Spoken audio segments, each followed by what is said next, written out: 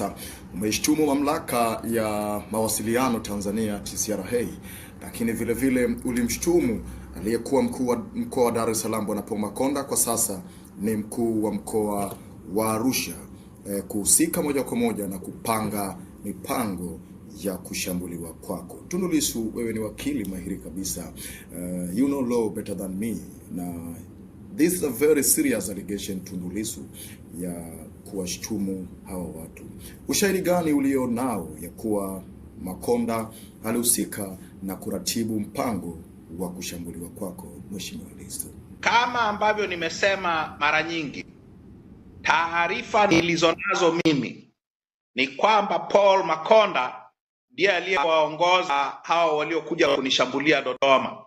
Akaenda kuwasubiria kwenye hoteli inaitwa African Dream kule area D, karibu na mahali nilipokuwa nakaa. Alikuwa kiongozi wao.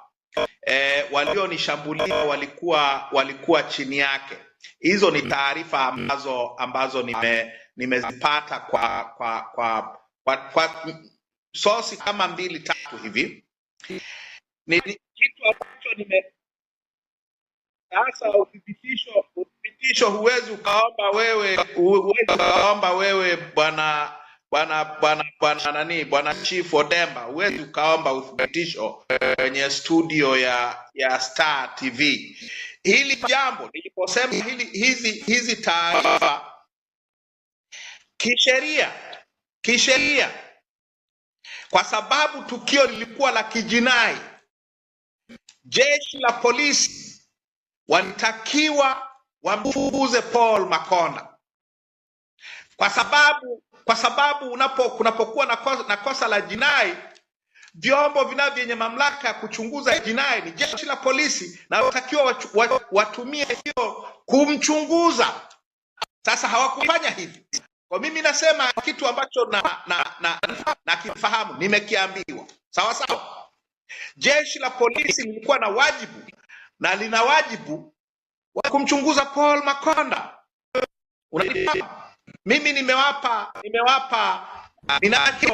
taarifa ninayoifahamu. Nimeisema hadharani. Umepewa na nani, Mheshimiwa Lissu? Na vyanzo vyangu ambavyo naviamini vya